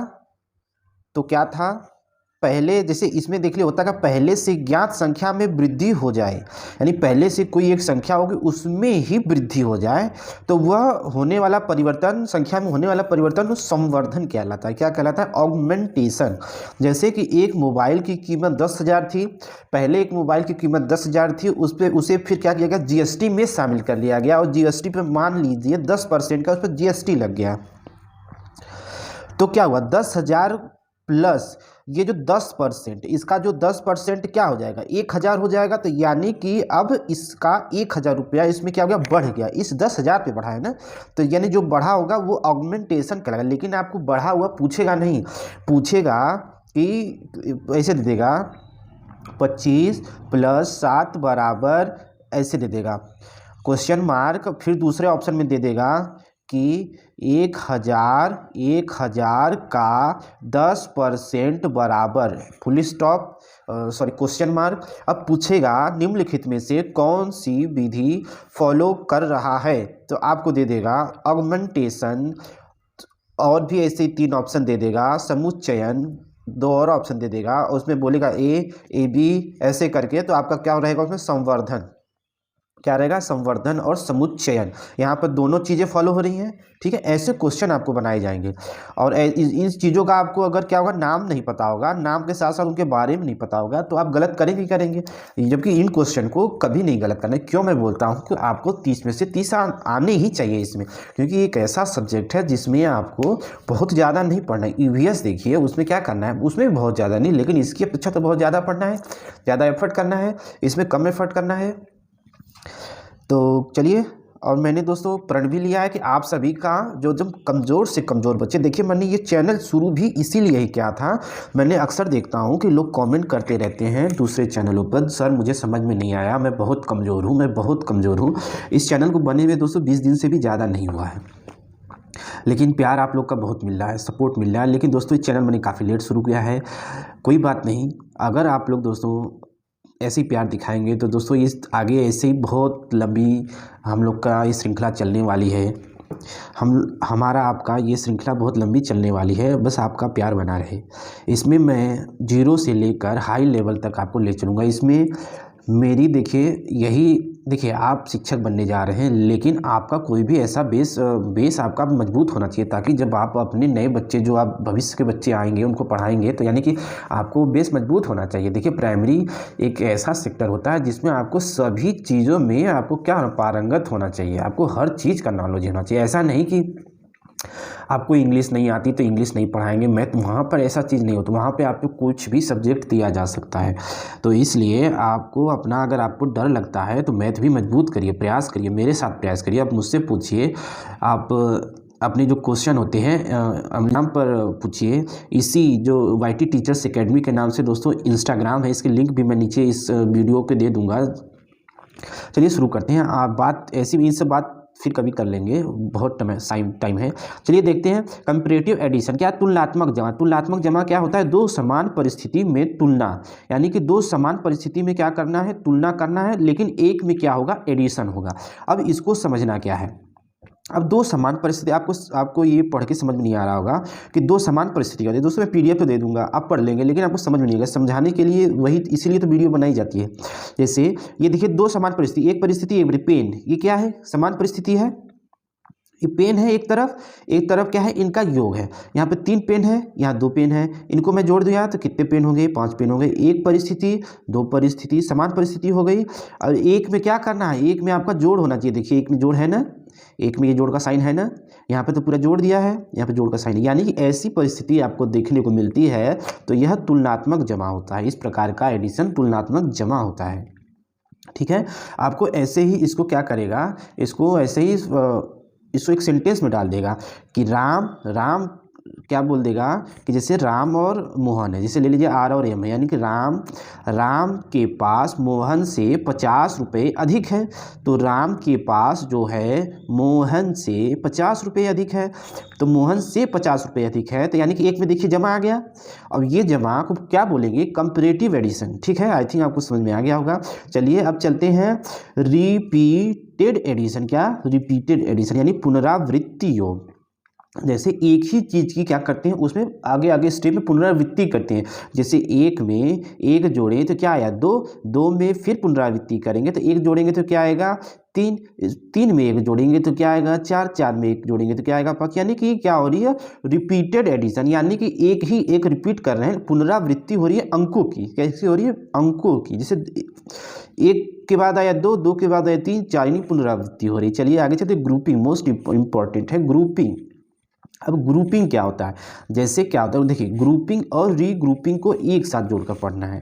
तो ग्रुपिंग क्या होता है? नंबर आपको दिए रहेंगे, उनका क्या करो? ग्रुप बना के उसको क्या करना है? जोड़ते हैं, तो क्या कहते हैं? ग्रुपिंग। जैसे मान लीजिए आपके पास 1 2 3 4 5, ऐसे ये 6 अंक मैंने ले लिया। मैंने आपको क्या बोला कि इसका ग्रुपिंग करना है, तो आपको इनमें से ऐसा नंबर बनाइए जिसमें एक भी कैरी ना आए। जैसे मैं बना लेता हूँ 12 और 14। तो देखिए 4 में 2 को जोड़ेंगे आएगा 6, और 1 में 1 जोड़ेंगे, या इसमें कोई कैरी आया? कहीं पर नहीं आया। जब कैरी नहीं आता है, ऐसे नंबरों के समूह को क्या कहते हैं? ग्रुपिंग कहते हैं। जब रीग्रुपिंग क्या होता है? जैसे इसी को लेते 34 56, अब 6 4 ऐड करेंगे तो 0, 10 आया, लेकिन एक लिखते नहीं, एक ऊपर कैरी कर देते हैं। अब 5 3 8 1 9, अब क्या आया? 90 आ गया। क्या आ गया? ये आपका 90। देखिए एक कैरी आ गया ना। जब किसी जोड़ में कैरी आ जाए तो वो रीग्रुपिंग हो जाता है। जब उसमें कैरी नहीं आता है तो क्या होता है? वो ग्रुपिंग, समूहन कहलाता है। यानी कि किन्हीं अंकों का क्या करना है? समूह करके जोड़ना है, और उसमें आपको कैरी नहीं आना चाहिए। अगर कुछ नंबर दे दिया क्वेश्चन पेपर में, कुछ क्वेश्चन मतलब कुछ संख्या पुटअप कर दिया और बोला कि इसका ग्रुपिंग जोड़ करिए, तो आप क्या करेंगे? ऐसे नंबर लेंगे जिस पे कैरी ना बनता हो। ठीक है, और ऐसे रीग्रुपिंग में ऐसे नंबर लेंगे जिसमें ज़रूर से ज़रूर कैरी आए। ठीक है, आप समझ गए होंगे, इससे ज़्यादा समझाने की आवश्यकता नहीं है। आपको आपका सिलेबस भी ख़त्म करना है, और आज जिनका पेपर है, अगर वो आज आज देखिए पेपर है, शायद ये अपलोड आपका सेकेंड शिफ्ट के आसपास होगा। ये अब तब तक पेपर एक शिफ्ट के लोग दे चुके होंगे। तो आप ज़रूर मिलाइएगा दोस्तों कि इस वीडियो से आपको बेनिफिट मिला या नहीं मिला।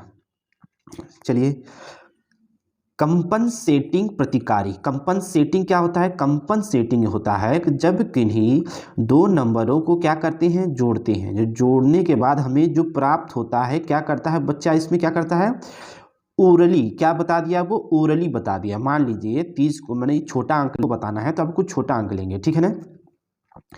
तो देखिए जैसे मान लीजिए 5 में यहाँ पर 9 जोड़े तो आया कितना, 14। कितना आया, 14। लेकिन यह बच्चा ने इसको क्या किया, ओरली बताया। क्या किया, ओरली बताया, क्योंकि बच्चा भी स्टेज में आ गया है कि इसको इस टाइप से वो क्वेश्चन कर सकता है। लेकिन जब बच्चे से पूछा गया कि बच्चा आप कहिए कैसे, तो वो क्या बोलता है कि मैं इसको 5 और इसको कर दिया 10 माइनस 1। क्या कर दिया, 10 माइनस 1। अब ये क्या किया बच्चा ने, 9 को इसको 10 में परिवर्तित करके 1 घटा दिया। तो इससे क्या हुआ, 10 और जोड़ने में उसको आसानी हुई। 10 5 15 में से 1 घटा दिया तो कर दिया 14।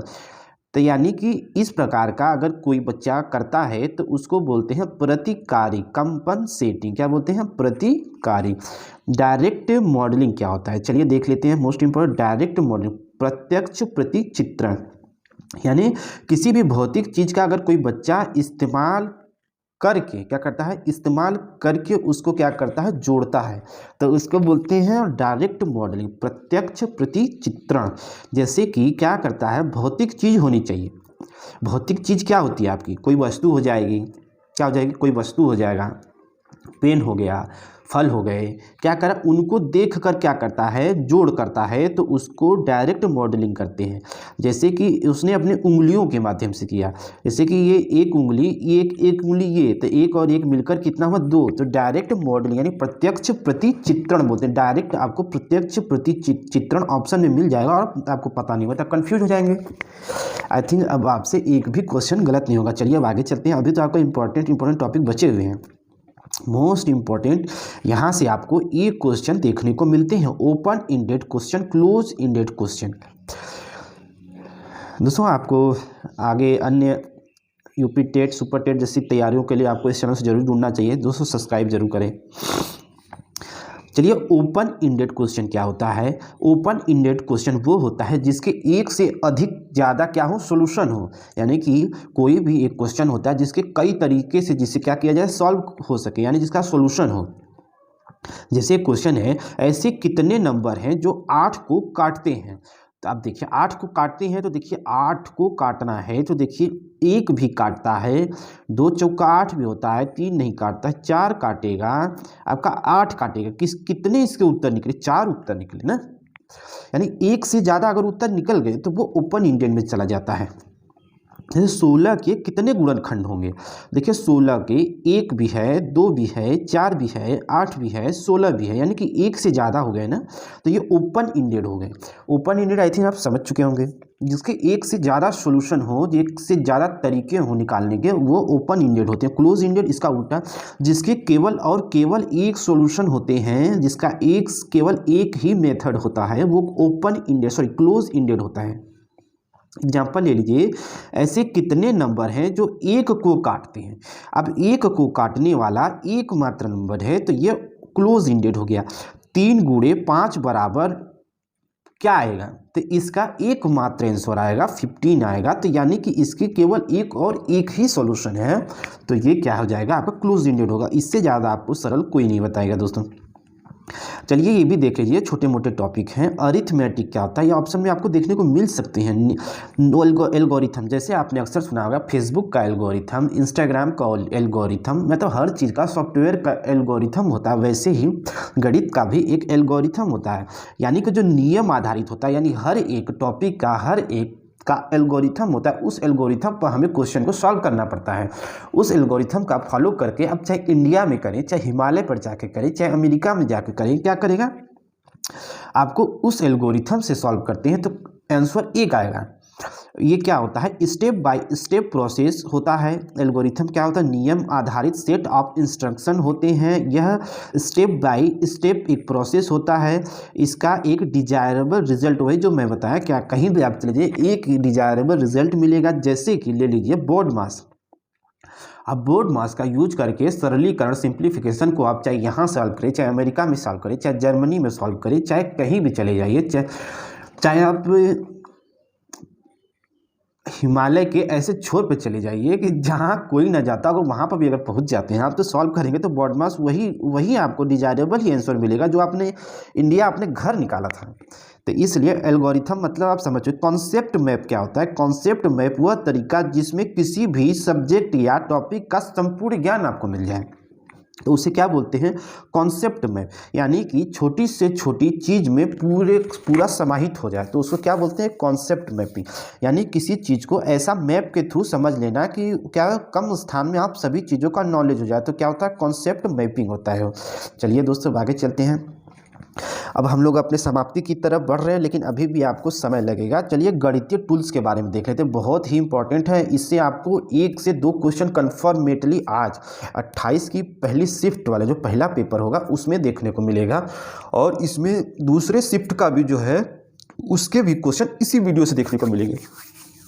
तो तैयार रहिए दोस्तों, मैं भी तैयार हूँ, क्योंकि दोस्तों अगर मैं पढ़ा रहा हूँ तो इसी उम्मीद से पढ़ा रहा हूँ। और मैंने इसलिए भी बोल सकता हूँ दोस्तों कि आएगा, क्योंकि मैंने पैटर्न को फॉलो किया है। मैं इधर उधर की चीज़ को फॉलो नहीं किया हूँ, पैटर्न को फॉलो करके मैंने ये बनाया है। मैंने ऐसे ही नहीं कहीं गया, लिख दिया, बुक देखा, लिख दिया, फिर आपको यहाँ आया बता दिया।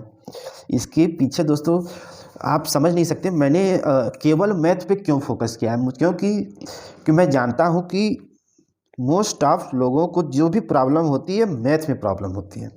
अपने लैंग्वेज वो कर जाते हैं, लेकिन ये एक ऐसा सब्जेक्ट है जिसमें लोग ज़्यादा से ज़्यादा लोग फेल होते हैं। फेल होने का कारण एक ही सब्जेक्ट हुआ, या तो कुछ लोगों की लैंग्वेज होगी तो हिंदी होगी या इंग्लिश होगी, और मोस्ट ऑफ लोगों को जिसमें सबको मिला दे तो सबसे ज़्यादा प्रॉब्लम मैथ में होता है। इसीलिए मैंने मैथ सब्जेक्ट को स्पेशली चुना है।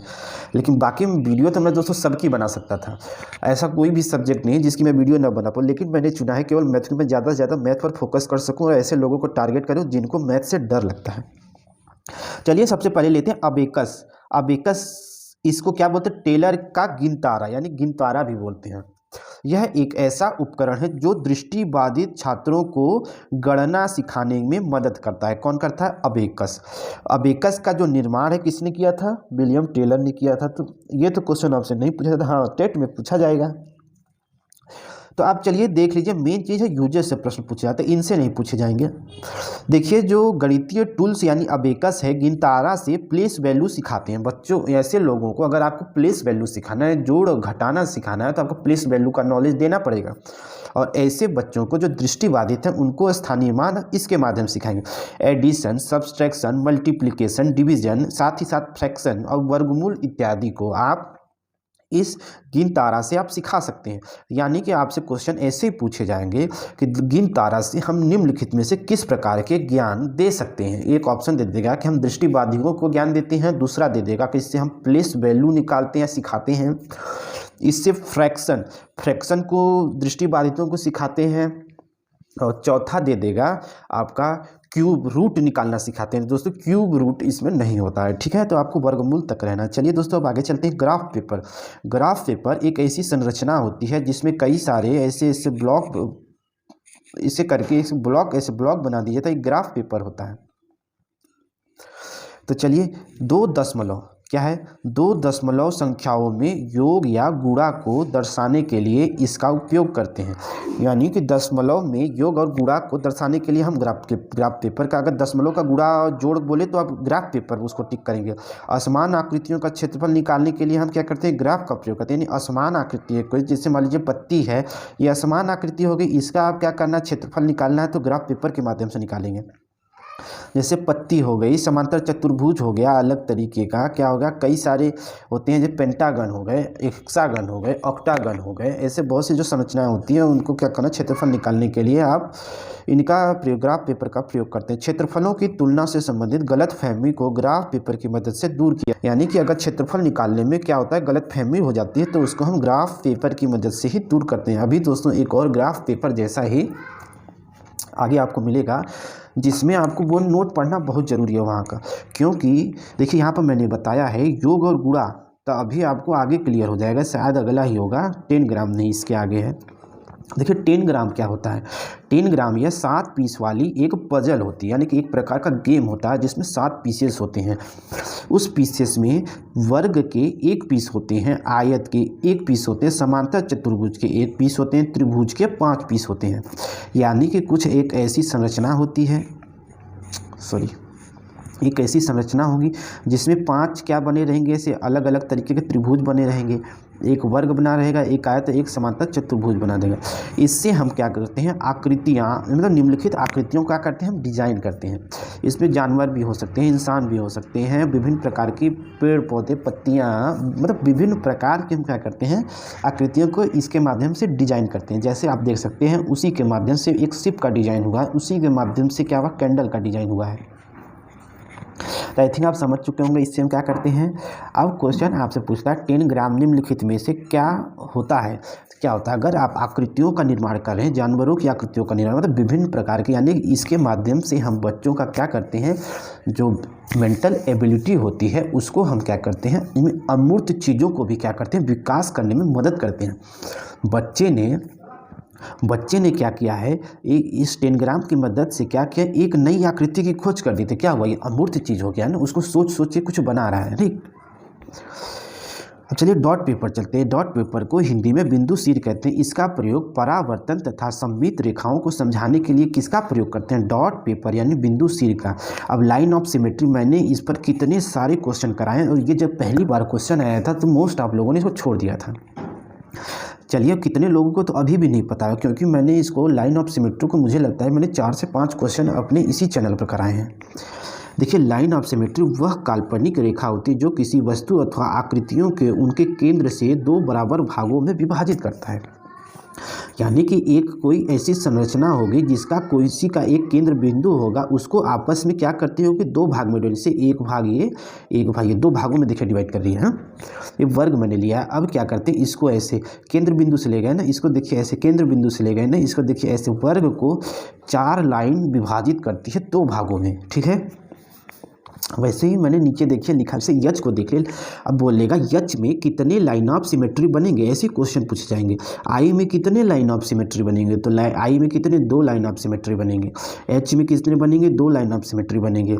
आयत में कितने बनेंगे, आपको 2 लाइन ऑफ सिमेट्री बनेंगे। वर्ग में कितने बनेंगे, आपको 4 लाइन ऑफ सिमेट्री बनेंगे। तो चलिए मैंने लिख दिया है। इक्विलेटरल ट्रायंगल है तो उसमें 3 लाइन ऑफ साइड बनेंगे, यानी कि वे ट्रायंगल जिनकी सभी भुजाएं बराबर हैं। क्या है, सभी भुजाएं बराबर है, तो यानी कि जिसकी सभी भुजाएं बराबर हैं तो इसके क्या हो गए, 3 लाइन ऑफ सिमेट्री बनेंगे। स्क्वायर के 4, सर्कल के 1 क्वेश्चन देखिए यहाँ से मैंने एक इंपॉर्टेंट चीज़ मैंने लिया, सर्कल के अक्सर देखिए अगर ऐसे सर्कल आपको बना हुआ मिल जाता है, देखिए ये सर्कल बना दिया मैंने। अगर आपसे पूछे कि सर्कल के कितने लाइन ऑफ सिमेट्री बनेंगे तो दोस्तों आप अक्सर कंफ्यूज हो जाएंगे। आप ऐसे काउंट कर लेंगे, 1 भाग ये बना, 1 भाग ये बना, ठीक है। ऐसे भी कर लेंगे, 1 भाग ये बना, 1 भाग, फिर ऐसे करेंगे, देखेंगे अरे ये भी बन रहा है, मतलब आप खुद कंफ्यूज हो जाएंगे ऑप्शन देख के। लेकिन आपको ध्यान रखना है सर्कल में इन्फिनिटिव लाइन ऑफ साइड बनते हैं, लाइन ऑफ सिमेट्री बनते हैं, याद रखेंगे। सर्कल के लाइन ऑफ सिमेट्री इनफाइनाइट बनते हैं और रेक्टेंगल के 2 बनते हैं line of symmetry. I think आप समझ चुके होंगे। चलिए ग्रिड पेपर देख लेते हैं। ग्रिड पेपर क्या होता है, ग्रिड पेपर एक प्रकार की, ये देखिए ये वाला मानिएगा ये गलत हो गया है। इसका प्रयोग दशमलव वाली 2 संख्याओं के गुणन को दिखाने के लिए। देखिए ग्रिड पेपर और ग्राफ पेपर एकदम एक प्रकार से हैं, इनमें भी क्या होता है उसी प्रकार का पेपर ही होता है। तो क्या होता है मैंने बताया था ना, इसके उसके जो कुछ टर्म है आपको यहाँ समझाऊंगा। देखिए वहाँ पर क्या था कि जोड़ और गुणा को, है ना, वहाँ पर था ग्राफ पेपर पे जोड़ और गुणा को क्या करना था, वहाँ पर उसको सॉल्व करते हैं। यहाँ पर दो दशमलव वाली संख्याओं का क्या करते हैं, गुणा करते हैं, केवल गुणा करते हैं। ठीक है, गुणा को दिखाने के लिए प्रयोग किया जाता है। जैसे ऑप्शन देख लिए, मोस्ट इंपॉर्टेंट मैंने एग्जांपल लिया, जैसे 0.42 0.50, यह क्या है, दशमलव है का गुणा अगर है ऑप्शन में, मतलब क्वेश्चन में गुणा है, ऑप्शन में ग्रीड पेपर भी दिया है और आपको ग्राफ पेपर भी दिया है, तो आप जो सीटेट है आपको ग्रीड पेपर को आंसर माना है। अगर केवल ग्राफ पेपर है तो आप ग्राफ पेपर पे लगाना है, और एडिशन होगा तो हमेशा और हमेशा ग्राफ पेपर होगा, ग्रीड पेपर तब नहीं होगा ऑप्शन होने के बाद भी, ये ध्यान देना है आपको। चलिए जियोजेब्रा देख लेते हैं, पेपर 2 के लिए इंपॉर्टेंट है। ज्यामिति और बीजगणित को एकीकृत करके पढ़ाने के लिए जियोजेब्रा का प्रयोग करता है। देख लें, ज्यामिति और बीजगणित को एक करके पढ़ाने के लिए एक जियोजेब्रा का यूज करते हैं। जियोजेब्रा क्या होता है, एक सिस्टम सॉफ्टवेयर होता है जिसमें खोज विधि पर आधारित यह एक सिस्टम सॉफ्टवेयर है। ये देखिए पेपर 2 के लिए दोनों है। नेट यानी पासा, यह त्रिआयामी आकृति को 2 आयामी आकृति में दिखाने की जो प्रक्रिया नेट पासा के माध्यम से करते हैं, यानी कि 3 आयामी आकृति यानी 3D आकृति यहाँ पे देख रहे हैं। ये क्या है, घन है। इसका देखिए मैंने इसका 2D आयाम बना दिया। इस प्रकार के आयाम अगर आपको बनाने हैं, बच्चों को सिखाने हैं, तो आप किसका प्रयोग करेंगे वहाँ पर, पासा का, यानी पासा टेलम का प्रयोग करेंगे। चलिए डाइन ब्लॉक क्या होता है, ये देखिए, ये प्राइमरी आपको पेपर फर्स्ट के लिए। डाइन ब्लॉक बस एक प्रकार का ब्लॉक का स्ट्रक्चर होता है जिसका आधार 10 माना जाता है। इसे मैब भी बोलते हैं, यानी मल्टी बेस अरिथमेटिक ब्लॉक भी बोलते हैं। डाइन ब्लॉक को मैब भी बोलते हैं। इसमें जोड़, घटाना, स्थानीय मान, अंकों की समझ और गिनती जैसी प्रक्रिया को समझाया जाता है, तथा मोस्ट इम्पॉर्टेंट ये है, भिन्नों को अलग करने के लिए भी डाइन का प्रयोग किया जाता है। ये सब तो नॉर्मली है, लेकिन यहीं पर एकमात्र ये है जिसमें भिन्नों को अलग करना समझाया जाता है। चलिए जैसे एक एग्जांपल लिया है कि 1/10 इज ग्रेटर देन 1/100। अब बच्चे को आपको ये चीज़ समझानी है, तो वहाँ पर डाइन ब्लॉक लेंगे, जहाँ पर 1/, पहले 100 की आकृति वाला एक डाइन ब्लॉक लेंगे। जो 100 वाली आकृति कैसे समझ में आएगा, जिसमें क्या होगा, 10 क्षैतिज खाने होंगे और 10 हॉरिजॉन्टल ऐसे खाने होंगे। ठीक है, आप इनको 10 ऊपर, 10 इसमें, 10 इसमें, तो क्या होगा, 10 × 10 बराबर कितने हो जाएंगे, 100 ब्लॉक, यानी कि इसमें टोटल कितने ब्लॉक होंगे, 100 ब्लॉक होंगे। चलिए मैंने इसको यहाँ पर बनाया हुआ है। इसमें देखिए 100 ब्लॉक हैं, इसका एक मैंने हिस्सा निकाल दिया तो कितने ब्लॉक हो गए, पूरा एक हिस्सा निकाल दिया तो ये 10 ब्लॉक हो गए ना, और इसमें से केवल एक हिस्सा निकाल दिया तो ये 1 ब्लॉक हो जाएगा। ठीक है, अब क्या करना है, इसमें से मैंने 1 ब्लॉक निकाल दिया, तो यानी 1 ब्लॉक निकाला किसमें से, 100 में से, तो 1/100 हो गया ना। अब इस ध्यान देते रहिए, अब इसमें से ही मैंने ये 10 ब्लॉक निकाला है ना, 10 ब्लॉक निकाला है किसमें से, 100 में से। मैंने इसमें कितने हैं, पूरे 10 हैं, 10 किसमें से, पूरे 100 में से। तो देखिए 1 से 1 0 कट गया, बचा कितना, 1/10। कितना बचा, 1/10। अब बताइए 1/10 बड़ा है कि 1/100। अब तो यहाँ प्रत्यक्षदर्शी हो गया कि आपने 1 ब्लॉक लिया है, यहाँ पर 10 ब्लॉक लिया है, तो बड़ा कौन सा होगा, 10 ब्लॉक न बड़ा होगा कि 1 ब्लॉक बड़ा होगा, 10 बड़ा होगा ना। तो ऐसे आप बच्चों को भी आप समझा सकते हैं। तो चलिए अब आगे चलते हैं। कागज पट्टी क्या होता है, यह आपको ध्यान पढ़ लीजिए। कागज पट्टी का प्रयोग यह दिखाने के लिए किया जाता है कि किसी संख्या को कैसे विभिन्न भागों में विभक्त करना है। कागज पट्टी के माध्यम से, जैसे मैंने एक पट्टी ली है, तो यानी कि उसको मैंने क्या किया, 1 मान लिया। क्या मान लिया, 1। इसी पट्टी को मैं 2 भागों में डिवाइड कर दूँ, तो यानी कि ये अब 1 आधा हो गया, ये आधा हो गया, यानी 1 को मैंने डिवाइड कर दिया 2 भागों में, यानी 1 को मैंने 2 भाग में डिवाइड कर दिया। अब इस वाले 1 भाग को, इस वाले 1 भाग को, अब इनमें 2 भागों में डिवाइड कर देंगे। जब हम इसे ही करके डिवाइड करते जाएंगे तो क्या, अब देखिए इसमें हम क्या कर रहे हैं, 2 भाग बना दिए, तो यानी कि 1/2 कर देंगे। इसमें भी मैंने 2 भाग बना दिया, तो 1/2 कर देंगे। अब क्या हो जाएंगे, 1/4 और 1/4, यानी सभी अब 1/4 हो गए। जैसे ये देखिए सभी 1/4 हो गए ना। ऐसे ही आपको कागज पट्टी पर बच्चों को समझाया जाता है, भिन्नों को। चलिए अब जियो बोर्ड, मोस्ट इंपॉर्टेंट जियो बोर्ड देख लेते हैं। यह प्राइमरी के लिए भी बहुत ही ज़्यादा इंपॉर्टेंट है।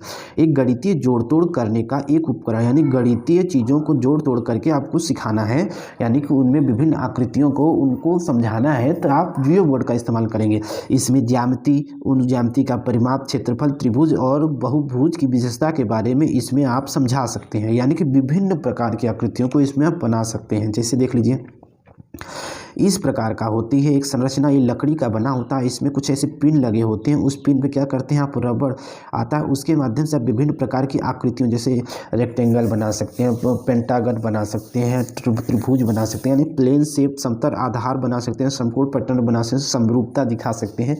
इसके माध्यम से विभिन्न चीज़ों को दर्शा सकते हैं। किस में दर्शाते हैं? जियो बोर्ड में। किस में दर्शाते हैं? जियो बोर्ड में दर्शाते हैं। चलिए दोस्तों, अब NCF 2005 को देख लेते हैं।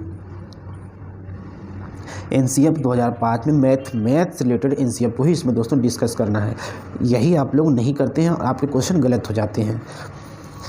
देखिए, सबसे पहला आता है गणितीय संकल्पनाएं अपने से पूर्व की संकल्पनाओं पर आधारित होनी चाहिए। NCF कहता है कि जो भी आप गणितीय कॉन्सेप्ट बताते हैं उस बच्चे के पूर्व ज्ञान पर आधारित, यानी उसके पूर्व कॉन्सेप्ट पर आधारित होनी चाहिए। आप बच्चे को एक सिखाना चाहते हैं तो बच्चा पहले से एक उसके जो लाइफ से जुड़ी हुई चीज़ें उसको बताकर आप एक समझाएंगे। यह छोटी तथा लंबी आकृतियों को पर आधारित होते हैं, यानी कि आपको बड़ी आकृति बनानी समझानी है तो उसके पहले आपको छोटे चीज़ को उसको पता ही होगा, तभी तो बड़ी आकृति सीखने आएगा। तो इसलिए आपको छोटी आकृति तथा लंबी आकृतियों का चीज़ें भी सीख समझानी है। ये जो एग्जाम्पल आप देख रहे हैं, ये 6 से 8 यानी पेपर 2 के है, उससे रिलेटेड है। आप छोटी आकृतियों मतलब समझिए, आपको क्या करना है, आपको गिनती सिखाना है। 1 से लेके आप 10 तक सिखाना चाहते हैं, तब सबसे पहले आप उनके पूर्व ज्ञान जो होगा, जो कॉन्सेप्ट होगा, उस पर आधारित उनको ज्ञान देंगे। डायरेक्टली आपको यहाँ से एक ऑप्शन बन जाएगा। दूसरा देख लीजिए, गणित का जो मुख्य उद्देश्य बच्चों की जो योग्यताओं मस्तिष्क का गणितीकरण करना है, यानी कि गणित ऐसे ही ऑप्शन में आ जाएगा कि गणित का उद्देश्य है बच्चों को गणितज्ञ बनाना, बच्चों को जल्दी जल्दी कैलकुलेशन कराना या जल्दी से जल्दी कैलकुलेशन करना सिखाना। जी नहीं, बिल्कुल नहीं, ऐसी चीज़ें कुछ भी नहीं होते। बच्चों को गणितीकरण का उद्देश्य होता है, यानी कि बच्चों में गणितीकरण का विकास करना। अब गणितीकरण क्या होता है? जैसे डेली लाइफ की चीज़ें, जैसे एक चॉकलेट मम्मा ने दिया, एक चॉकलेट डैडी ने दिया, तो अब कितने चॉकलेट हो गए? मेरे पास 2 चॉकलेट हो गए। तो इस चीज़ें, अब वो मार्केट जा रहा है, तो यानी कि मार्केट गया, सामान लाया, तो उसको डेली लाइफ से जोड़ रहा है। 5 रुपये का चॉकलेट लिया, 10 रुपये का मैंने सब्जी लिया, 5 रुपये का मैंने साबुन लिया, तो मेरे पास 20 रुपये, मैंने मतलब 20 रुपये हो। इस प्रकार की चीज़ें क्या करना, जो सिखाना, ये NCF बोलता है, यानी गणितीकरण सिखाना है, बच्चे को गणितज्ञ बनाना नहीं। अब देख लीजिए, इसी में गणितीकरण में तर्क का इस्तेमाल हो, निर्णय लेने की क्षमता उसमें डेवलप हो, समस्या समाधान करने का उसमें दृष्टिकोण हो, और विश्लेषण का सामान्यीकरण, यानी कि वहाँ पे एनालिसिस हो, जनरलाइजेशन हो, वो क्या कहता है? NCF बोलता है। यानी कि गणितीकरण में जैसे रट्टू तोता वाला चीज़ न सिखाएं, जैसे कि आप तुरंत आप ब्लैक बोर्ड पर जाएँ, तुरंत उसे ऐसी चीज़ें बोलो, ये देखो ऐसे करो, लिखो, 2 को इसमें ऐसे कर दो, जोड़ दो, हो गया। बिल्कुल नहीं, ऐसी चीज़ें, ऐसे तरीके बताइए जिसमें क्या हो, उसको निर्णय लेने की क्षमता डेवलप हो, समस्या समाधान में वह तर्क लगाए, विश्लेषण करे, सामान्यीकरण करे, तो ये बोलता है NCF। अब चलिए देख लेते हैं, गणित में NCF बोलता है कि गणित पढ़ाने का एक मुख्य उद्देश्य क्या है। गणित पढ़ाने का एक तो मुख्य उद्देश्य आपने समझ लिया कि संदर्भ में गणित का वर्णन, गणित को बच्चों से जोड़ना है। यानी कि अक्सर देखते हैं, आप लोग CTET का एग्ज़ाम देने जा रहे हैं, आप इसके बाद सुपर टेट देंगे, लेकिन बहुत से लोगों को गणित से डर लगता है, लोग गणित से भागते हैं। तो इस प्रकार का डर ये क्या है, शुरू से आ रहा है, और शुरू से और आपके टीचरों ने उसको दूर नहीं किया और उसको डर को और पैदा किया है, जिससे डर आज तक बना हुआ है। लेकिन अब आप लोग समझदार हो चुके हैं, ये डर आपको दूर करना चाहिए। और डर ये दूर कैसे होगा? मेरे माध्यम से दूर होगा, चैनल के माध्यम से होगा। तो क्या करना है, गणित का वर्णन, यानी गणित को बच्चों से जोड़कर पढ़ाइए। कुछ भी हो, गणित को बच्चों से जोड़कर, उनके वातावरण से जोड़कर पढ़ाइए। NCF 2005 के जो शब्द महत्वाकांक्षी का अर्थ क्या है? महत्वाकांक्षी का अर्थ है गणित शिक्षण के उच्च उद्देश्य की प्राप्ति करना। महत्वाकांक्षा से तात्पर्य होता है गणित शिक्षण के उच्च उद्देश्य, हाईएस्ट जो एम है उसको उपलब्ध कराना है, एनसीएफ कहता है। गणित में सफलता सभी बच्चों के लिए आवश्यक होनी चाहिए। एनसीएफ क्या बोलता है, गणित में सफलता सभी बच्चों के लिए आवश्यक होनी चाहिए।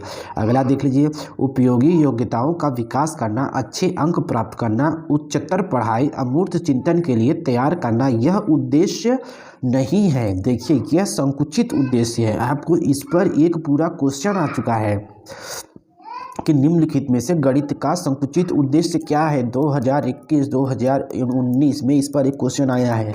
सोचिए इस पॉइंट से क्वेश्चन आया है, तो यानी कि मेरा ये पूरा वीडियो आपके लिए कितना इंपॉर्टेंट हो सकता है।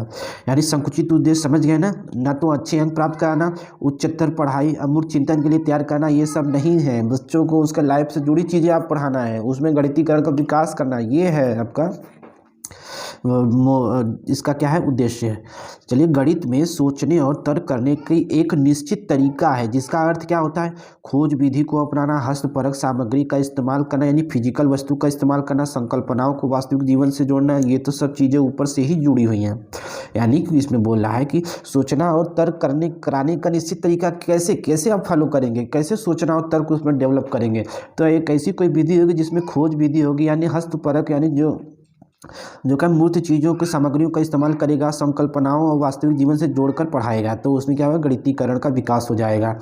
एनसीएफ 2005 रचनात्मक उपागम यानी कंस्ट्रक्टिव अप्रोच पर बल देता है, यानी कि लर्निंग बाइंग डूइंग पर जोर देता है, क्योंकि यह बालक की सहभागिता को बढ़ाता है और उसे व्यस्त रखता है। व्यस्त इन द सेंस आपको देखिए निगेटिव है, लेकिन यहाँ पर व्यस्त का मतलब वो नहीं होता, मतलब कि वह अपनी इच्छा के अनुसार वो चीज़ें उसमें क्या करे और क्रिएटिविटी लाए, ये है। लेकिन अगर आप बोलेंगे कि उसको केवल जैसे क्वेश्चन आया और उसमें दे दिया कि बच्चों को गणित करने में व्यस्त रखना, तब तो ये निगेटिव हो जाएगा। यहाँ पर मैं मानता हूँ व्यस्त लिखना नहीं चाहिए था, क्योंकि ये निगेटिव सेंस है। यहाँ का मतलब आप समझ चुके होंगे कि व्यस्त मतलब क्या, मतलब बच्चे का मन जिसमें, यानी कि उस कैलकुलेशन में मन लगाना, यानी कि वो उसको क्या कर रहा है, ये रचनात्मक उपागम होते हैं, यानी कंस्ट्रक्टिविस्ट अप्रोच होता है, जिसे लर्निंग वाले बच्चा खुद करके सीखता है ना। गणित शिक्षण को स्थायी करने वाला युगल वाक्य ट्विन प्रेमिसेस है, यानी क्वेश्चन आ गया, गणित शिक्षण को स्थायी करने वाला कौन सा ट्विन प्रेमिसेस है। किस प्रकार प्रत्येक विद्यार्थी के मस्तिष्क को व्यस्त रखा जाए, किस प्रकार विद्यार्थियों के संशोधन को सुदृढ़ बनाया जाए, इसको क्या बोलते हैं, ट्विन प्रेमिसेस बोलते हैं। ट्विन प्रेमिसेस क्या होता है, यानी बच्चों के मस्तिष्क को कैसे व्यस्त रखा जाए, यानी कि उनकी क्रिएटिविटी को कैसे और बढ़ाया जाए, किस प्रकार से उनके जो क्रिएटिविटी हो उसमें और संशोधन किए जाए और उनको और सुदृढ़ बनाया जाए, इसको बोलते हैं ट्विन प्रेमिसेस। आई थिंक आप समझ गए होंगे। इसको स्थायी करना है, क्या करना है, ट्विन प्रेमिसेस को कैसे स्थायी करेंगे। एनसीएफ 2005 का एक शब्द प्रभावशाली गणित का क्या अर्थ है, उसमें प्रभावशाली गणित बोला गया है। तो इसका अर्थ सीखी गई गणितीय तकनीकों को समझकर उनका उचित उपयोग करना। अब जैसे बच्चा ने गणितीकरण को सीख लिया है, अब उसको क्या करेगा, अब वह मार्केट में जाएगा तो उसका इस्तेमाल करेगा। अब वो जाता है चॉकलेट लेने तो उसका इस्तेमाल करेगा। अगर आप उससे उसमें से आप बोलते हैं कि बेटा उसमें से मुझे दो फल दे दो, ये दे दो, उसका इस्तेमाल करेगा, वो दो ही ला कर देगा। यही एनसीएफ बोलता है का प्रभावशाली गणित का अर्थ आपको दे देगा। निम्नलिखित में कौन से प्रभावशाली गणित शिक्षण को प्रभावित करते हैं, विकसित करते हैं, तो आपको उसमें ऑप्शन में ऐसे आपको लगाना पड़ेगा कि सीखी गई तकनीक को समझकर क्या करता हो, उसका उचित जहाँ इस्तेमाल करता हो, जहाँ तकनीक का इस्तेमाल किया है आपने, वही क्या हो जाएगा, उसका प्रभावशाली अर्थ हो जाएगा। अब चलिए आपको लगभग लास्ट टॉपिक पर आ चुके हैं, आपका चैप्टर एंडिंग के तौर पर है। चलिए प्रॉपर्टी ऑफ एडिशन देख लीजिए, हमेशा इससे क्वेश्चन आता है दोस्तों। अब चलिए देखिए प्रॉपर्टी ऑफ एडिशन क्या होता है। सबसे पहला कम्यूटेटिव होता है, ये नाम आपको देखने को मिल जाएगा, कम्यूटेटिव क्रम चाहिए, याद रखेंगे इंग्लिश और हिंदी दोनों में। हिंदी में भी हो सकता है कि इंग्लिश में ही इसको हिंदी में लिख दे ऐसे कम्यूटेटिव, तो आपको याद है कम्यूटेटिव क्या होता है, यानी किसी दो अंकों का आपस में इंटरचेंज करके योग करेंगे तो आखिर योग तो वही आएगा। जैसे a + b कर दे और b को इधर कर दे, a को इधर कर दे, यानी 15 17 17 15 कर दे, योग तो वही आएगा। तो इस प्रकार का अगर क्वेश्चन देकर आपसे पूछता है इसमें किस प्रकार का एडिशन किया गया, तो आप क्या बोलेंगे, कम्यूटेटिव यानी क्रमचयी जोड़।